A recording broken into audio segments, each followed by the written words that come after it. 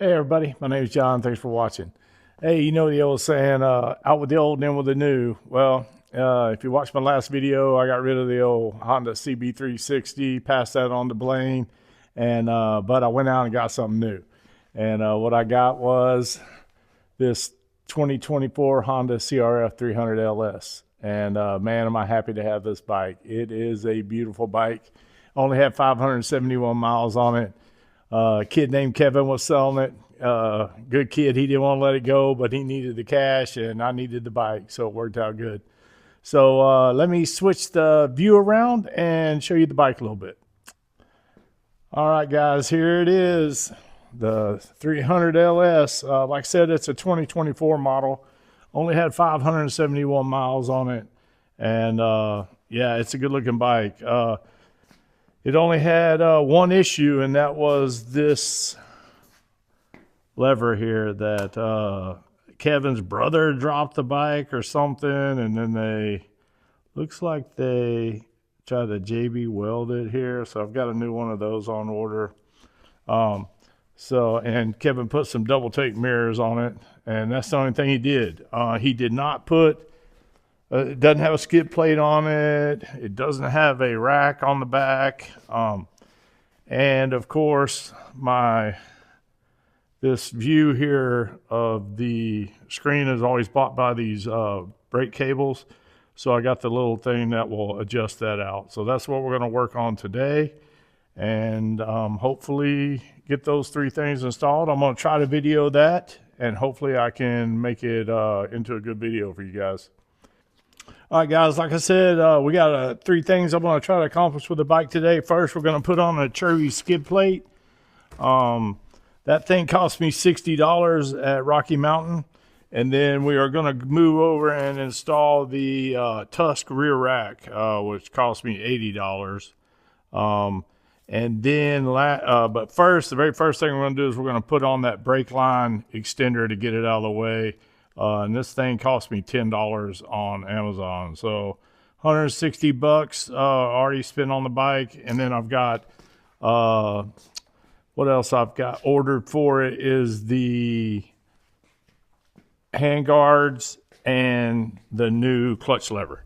So, and then we'll install those once those come in.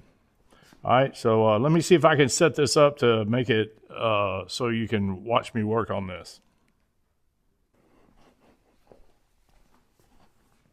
All right, to move this brake line forward, they make these little extender things here. You just pull this bolt out. We're going to screw this in, and then that's going to move it however far that is. I can't remember exactly how many millimeters that moves it forward, but it's just enough to get the brake line out of the way. So I'll get started on that and see how it goes. All right, put a little blue Loctite on there. Get that going in there. Get it threaded. We want to make sure we thread it right. Don't want to mess that up.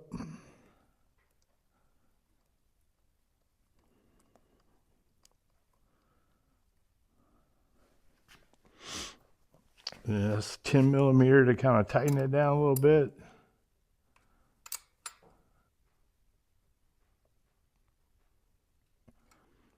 All right, guys, let me see if I can zoom in on that right there and show you what we did. So we put this spacer in here and extended it out. And so now your view, instead of the cable being right there, it just pops it up enough where you can see the dash clear, which I don't understand why Honda can't fix this themselves and why I had to pay $10 to do it myself. But anyway, all right, so let's move on to the skid plate. All right, got that part done. So now we're going to move on to the skid plate and hopefully put that up. Let me set up the camera so get a good view of that, hopefully. It is very hard to work on bikes and make the videos, man. I need somebody here holding the camera, and my wife absolutely refuses to do it, but I'll do my best. So let me see if I can get a good camera angle, and we'll get the skid plate put on.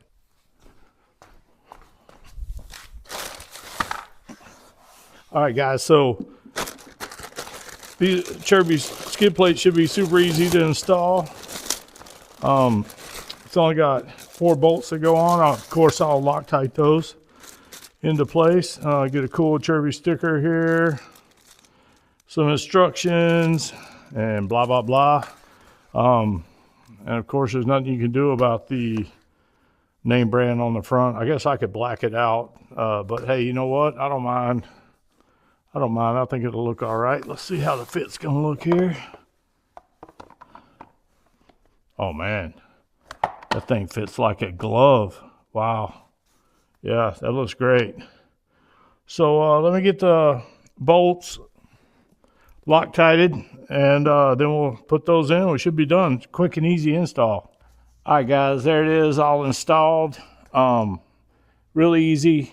Four bolts, 5mm hex. They just go right in there, and it turned out pretty good. I think I like the look of it. It fits real tight everywhere. And for the kind of riding I do, I think that's plenty of protection. I'm not going to be doing hard enduro on it, so I think that should work for me.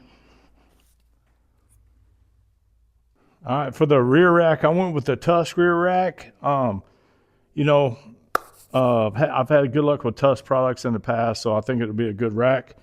Pretty easy install, and I'll get started on that. First thing I'm going to do is take these bolts out, which I've already broke them loose.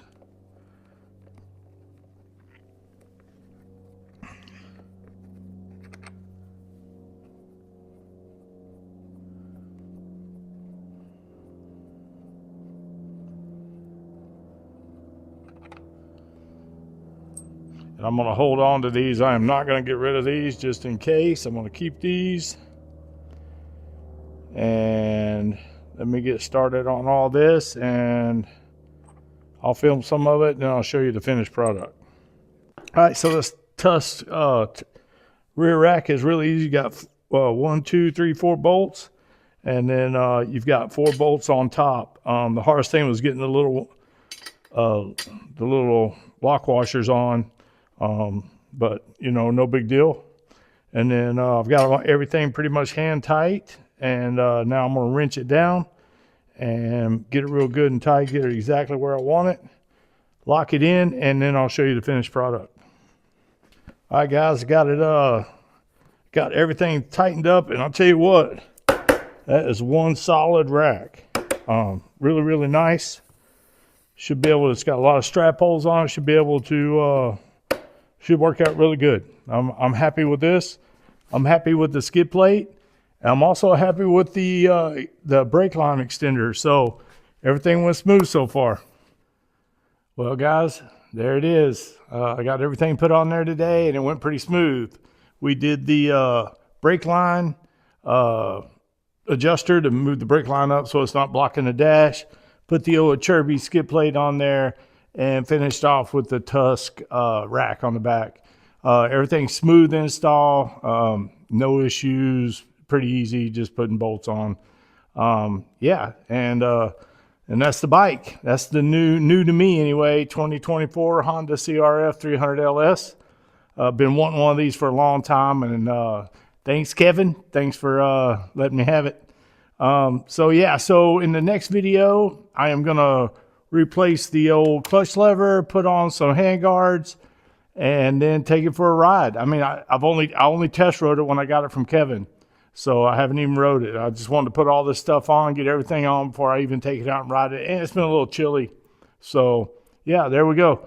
Hey, I do appreciate you watching. I really do appreciate it. I hope you liked the video. Let me know down in the comments, and I'll see you guys in the next video.